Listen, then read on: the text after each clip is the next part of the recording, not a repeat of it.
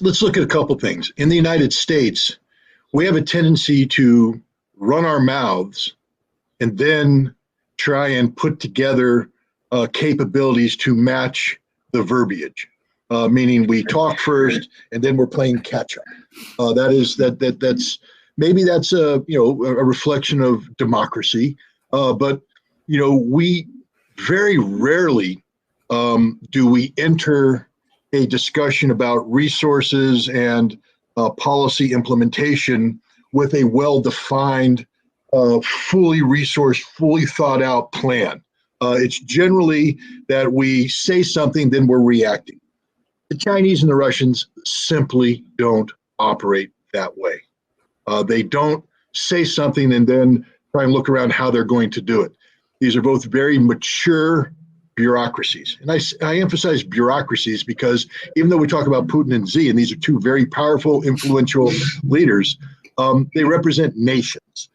Whereas in the United States, we have a president whose mouth represents the president. It doesn't represent the nation.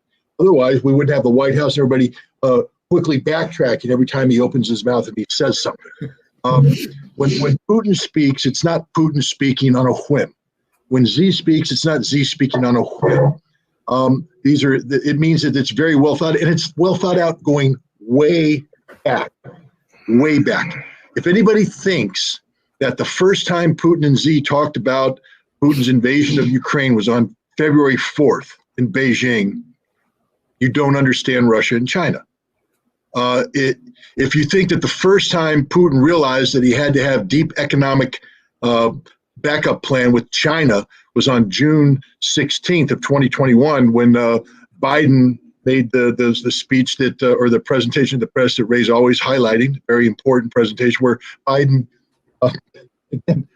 like an American, made up a policy as he went along. I'm going to right now make up a policy that says we want Russia and China to be divided. I'm just going to go with it. Go with it. Everybody's going, what are you doing? What are you talking about? This hasn't been vetted. We don't have the resources to back this up. Generally, if you're going to speak about dividing them, we send a delegation to China, a delegation to Russia. You just stared Putin in the eye and said, I'm going to sanction the hell out of you. I mean, you're all over the map, Biden, as is all American presidents. This has been a policy years in the making. And the thing about Russia and China is that they plan for potential eventualities as opposed to predetermined outcomes. Meaning that when they sit down and they start putting together the resource, they say, okay, where are we going? Here, here, here, here. We can't predict. All right, guys, we need to start preparing for all of these. And as we move forward, we reevaluate. What does it look like? Plan A, plan B, let's keep going.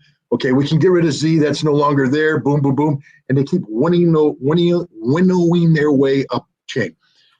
I would tell you that when Biden stared Putin in the eyes and promised serious economic consequences, that Putin went back, and I wasn't there, but just knowing what I think I know about Russia, they went ahead and wiped a lot of contingencies off the board. They said it's pure economic warfare.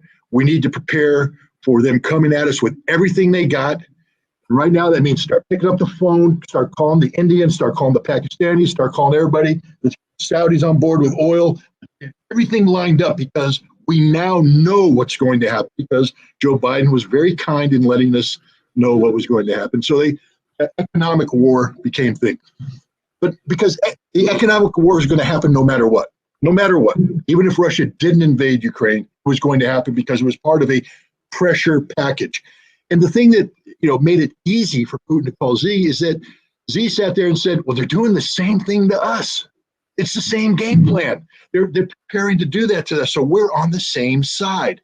But it gets even more than that because I always reference this, but I don't think Americans quite understand it. On January 28th of this year, the Chinese ambassador to the United States gave an interview to National Public Radio. And he said that if the United States continues to behave the way they are vis-a-vis China, war with America, between America and China is going to happen. Now, what's important about that is, one, you have a Chinese ambassador saying, we're going to go to war against you. That's never happened before, ever, ever. And he's saying it on American soil, to an American outlet. It's as clear as day that he's saying, please stop what you're doing, or else we're going to have to kick your butt. Because China, like Russia, doesn't enter these things half-cocked. If China's going to go to war, it's because they're ready to go to war on their terms, and they are going to win decisively. Or to quote their Minister of Defense, we are going to kick the smithereens out of you. But the other important thing is the date. That statement was made on January 28th.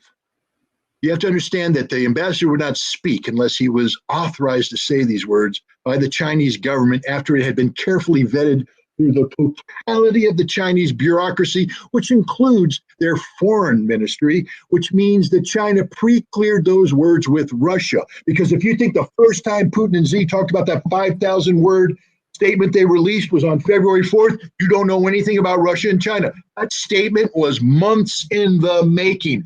I would bet that that statement was starting to be drafted on June 17th, 2021. So they've been working on this statement. They've been working on the policy to back the statement up. Again, they don't speak and then try to craft policy. The entire game board was set on February 4th. And it's set not just for what Putin did in Ukraine, but what China's getting ready to do to Taiwan. I'll make a prediction here. By the end of the year, China will have militarily occupied Taiwan. China's going to war against Taiwan right now.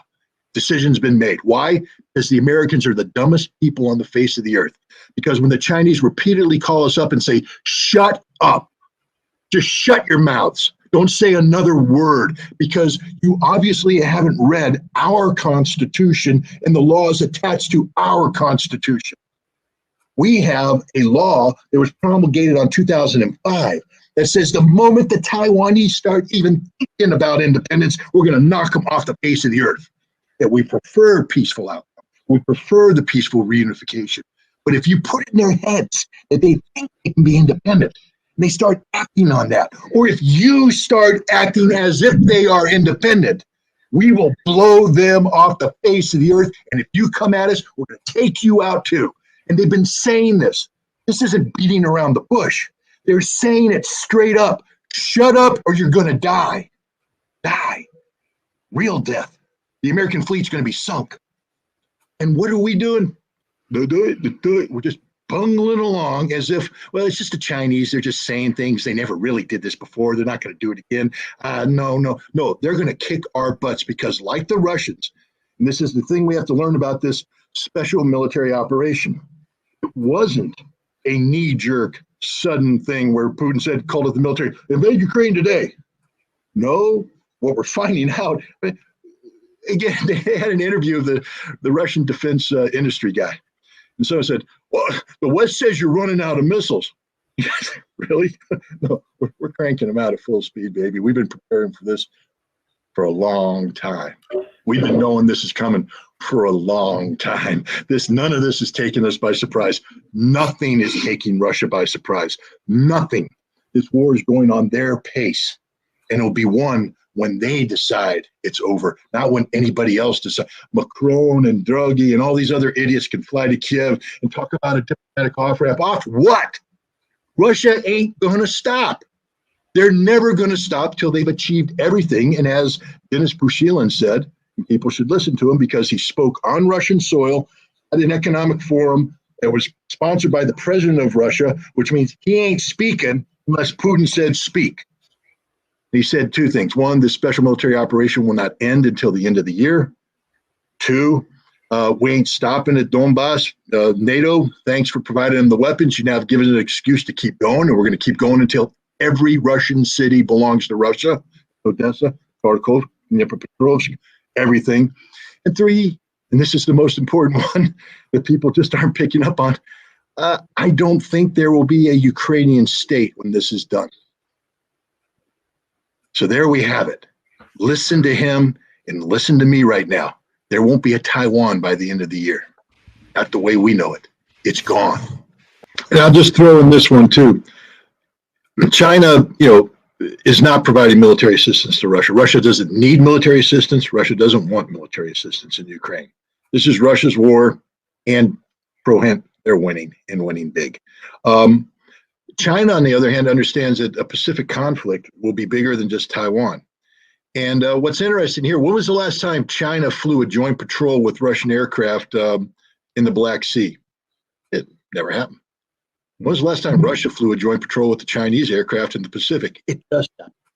It just happened. If anybody thinks that Russia doesn't have China's back 100%, 100%, meaning that if it's a war with China, it's a war with Russia. Russia will be involved. They don't understand this. Japan better watch out. Japan's been saying really, really stupid things about the Kuril Islands.